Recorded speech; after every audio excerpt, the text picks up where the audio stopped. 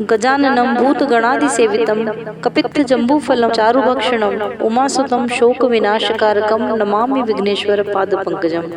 जय श्री कृष्ण, राधे राधे दोस्तों, मैं सरिता, मेरे चैनल कथा कस्तूरी में आप सभी का स्वागत है। दोस्तों, आज इस वीडियो में हम करवा चौथ के विषय में जानेंगे।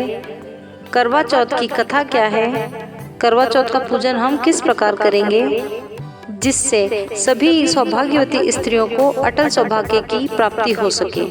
साथ ही साथ हम यह भी जानेंगे कि इस वर्ष चंद्रोदय का समय क्या है तथा करवा चौथ पूजन का मुहूर्त क्या है। करवा चौथ अर्थात करक चतुर्थी पति की दीर्घायु और मंगल कामना हेतु सुहागन नारियों का यह महान पर्व है। करवा अर्थात जल का पात्र कार्तिक मास के कृष्ण पक्ष की चतुर्थी को चंद्रमा को अर्घ्य देकर पारण करने का विधान होने से इसका नाम करवा चौथ रखा गया। करवा चौथ और करक चतुर्थी एक दूसरे के पर्याय हैं।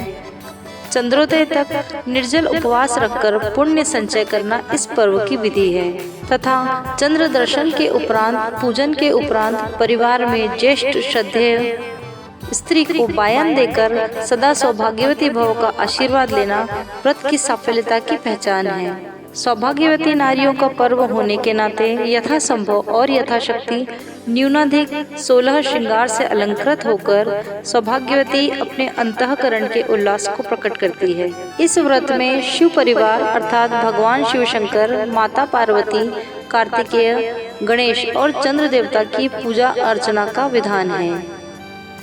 करवा चौथ की कथा कहने सुनने से सौभाग्यवती स्त्रियों का सुहाग अमर हो जाता है। उनके घर में सुख, शांति, समृद्धि और संतान सुख मिलता है। दोस्तों, कार्तिक मास के कृष्ण पक्ष की चतुर्थी तिथि को करवा चौथ का व्रत रखा जाता है। इस वर्ष करवा चौथ पूजन के लिए शुभ मुहूर्त 24 अक्टूबर 2021 को शाम 6:55 से लेकर 8:51 तक रहेगा, यानी पूजा का मुहूर्त 1 घंटा 17 मिनट का ही है। वहीं करवा चौथ पर चंद्रोदय का समय 8:11 का है। लेकिन दोस्तों, अलग अलग स्थानों के हिसाब से चंद्रोदय का समय अलग भी हो सकता है, इसमें आंशिक परिवर्तन भी हो सकता है। चतुर्थी तिथि का प्रारंभ 24 अक्टूबर दिन रविवार को प्रातः 3:01 पर होगा और चतुर्थी तिथि का समापन 25 अक्टूबर दिन सोमवार को प्रातः 5:43 पर होगा। इस वर्ष करवा चौथ सर्वार्थ सिद्धि और धाता योग में मनाया जाएगा। इस बार चतुर्थी को रोहिणी नक्षत्र का भी योग बन रहा है। रोहिणी नक्षत्र के दिन करवा चौथ का होना भी बहुत शुभ माना गया है। यह महिलाओं के सौभाग्य की वृद्धि करता है। इस दिन वृषभ के चंद्रमा जो उनकी अपनी उच्च राशि में है उसमें पूरे दिन विराजमान रहेंगे। दोस्तों, इस कारण करवा चौथ का व्रत धाता एवं सर्वार्थ सिद्धि योग वृषभ राशि का और चंद्रमा रोहिणी नक्षत्र में मनाया जाएगा। पूजन का शुभ मुहूर्त रविवार को प्रातः 11:36 से 12:24 तक रहेगा। यह विशेष मुहूर्त राज अभिजीत मुहूर्त होता है। इसमें करवा चौथ का व्रत की पूजा करने का कई गुना फल मिलता है। उसके पश्चात स्थिर लग्न अर्थात कुंभ लग्न 2:21 से 3:49 तक रहेगा। यह करवा चौथ की कहानी सुनने एवं पूजन करने के लिए श्रेष्ठ मुहूर्त है। रात्रि 8:09 पर चंद्रमा उदय होंगे। इसी समय में सर्वश्रेष्ठ यह है कि उस समय भी वृषभ लग्न ही रहेगा। संध्या के 6:50 से 8:46 तक वृषभ लग्न में ही चंद्रमा रहेंगे। ऐसे शुभ संयोग में सौभाग्यवती स्त्रियां चंद्रमा को अर्घ्य देकर अपने पति के दर्शन कर व्रत का पारण करेंगी। सौभाग्यशाली स्त्रियों के लिए इस वर्ष का यह पर्व अखंड सौभाग्य के लिए बहुत ही उत्तम रहेगा। आइए अब हम जानते हैं पूजन की विधि क्या है या किस प्रकार हमें पूजन करना चाहिए। व्रत के दिन प्रातः स्नान आदि करने के पश्चात यह संकल्प बोलकर करवा चौथ का व्रत आरंभ करें। मम सुख सौभाग्य पुत्र पौत्रादि सुस्त्रीश्री प्राप्यर्थे करक चतुर्थी व्रत महम करिष्ये। पूरे दिन निर्जला रहें।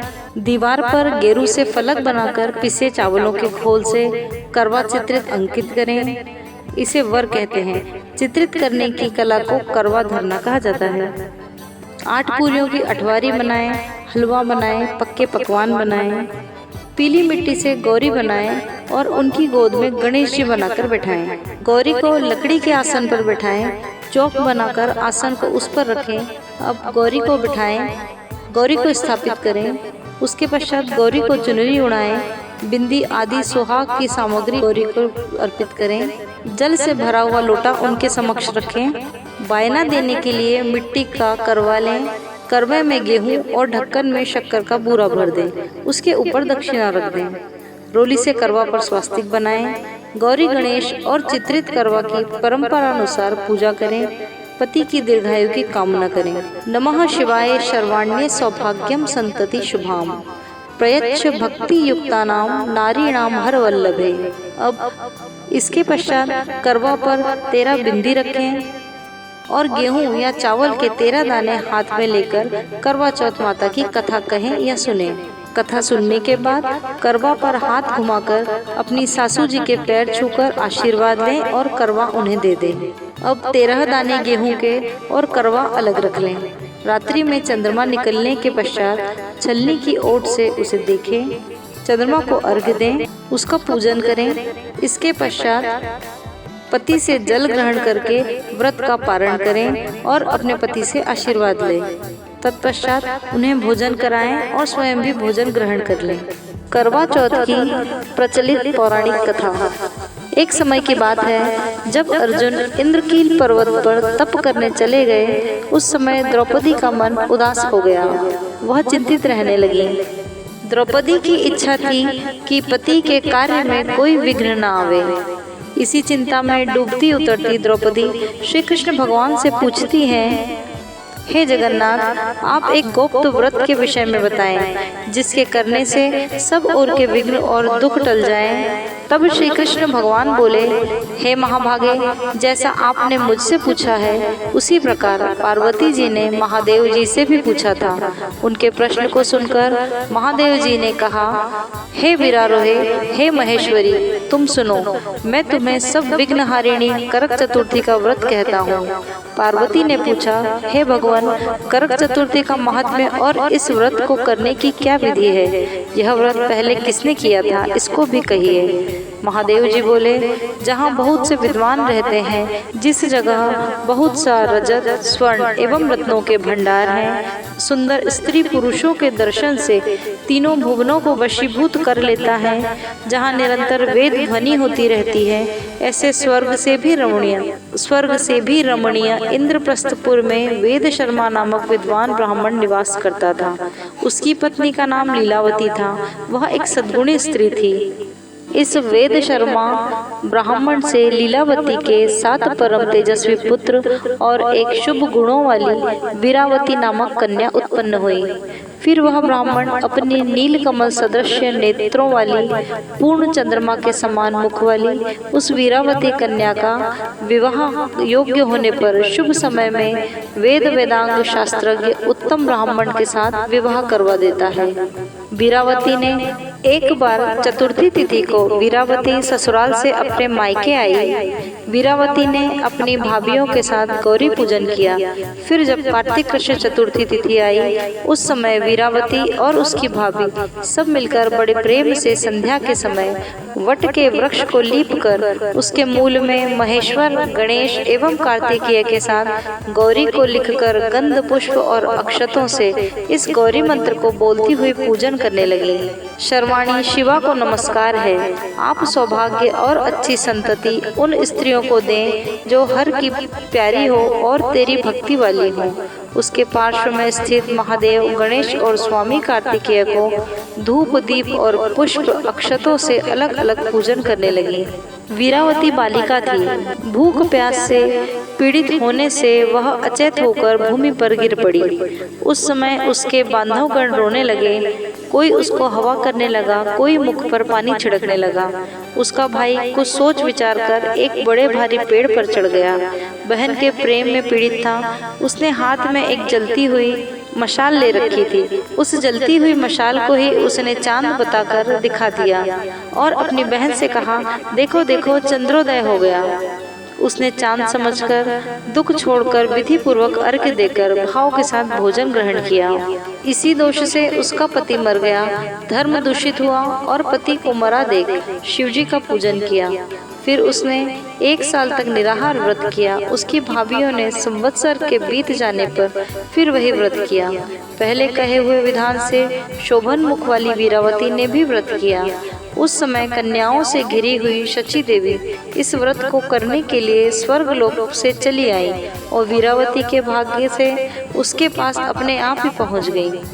शची देवी ने उस मानुषी को देखकर उससे सब बातें पूछी। वीरावती ने बड़ी ही विनम्रता के साथ सब कुछ बता दिया। हे देवेश्वरी, मैं विवाह के बाद जब अपने पति के घर पहुंची तभी मेरा पति मर गया। न जाने मुझसे ऐसा कौन सा पाप हो गया है जिसका मुझे यह फल मिला।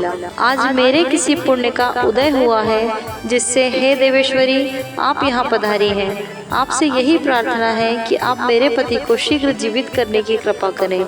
यह सुनकर इंद्राणी बोली, हे वीरावती, तुमने अपने पति के घर पर करक चतुर्थी का व्रत किया था। उस दिन वास्तविक चंद्रोदय के हुए बिना ही तुमने अर्घ्य देकर भोजन ग्रहण कर लिया। इस प्रकार अज्ञान से व्रत भंग करने की वजह से तुम्हारा पति मर गया है। इसी कारण आप अपने पति के पुनर्जीवन के लिए विधि पूर्वक उसी करक चतुर्थी का व्रत करिए। मैं उस व्रत के ही पुण्य प्रभाव से तुम्हारे पति को जीवित करूंगी। इतना कहकर श्री कृष्ण बोले, हे द्रौपदी, इंद्राणी के वचन सुनकर उस वीरावती ने विधि पूर्वक करक चतुर्थी का व्रत किया। व्रत के पूरा हो जाने पर इंद्राणी ने प्रसन्नता प्रकट की। वह एक चुल्लू जल लेकर वीरावती के पति व्रत के पूरा हो जाने पर इंद्राणी ने प्रसन्नता प्रकट की। इंद्राणी एक चुल्लू भरकर जल लेकर आई और वीरावती के पति के मरण भूमि के पास उस जल को लेकर गई। उन्होंने वीरावती के पति पर जल छिड़ककर उसे जीवित कर दिया। वो पति देवताओं के समान हो गया। वीरावती अपने घर पर जाकर अपने पति के साथ क्रीड़ा करने लगी। धन धान्य सुंदर पुत्र से उसका दाम्पत्य जीवन आनंदित हो उठा। हे गौरी माता, जिस प्रकार आपने वीरावती का सुहाग अमर किया, उसी तरह इस कहानी के कहने सुनने वाले सभी सौभाग्यवती स्त्रियों के सुहाग को आप अमरता का दान दीजिए।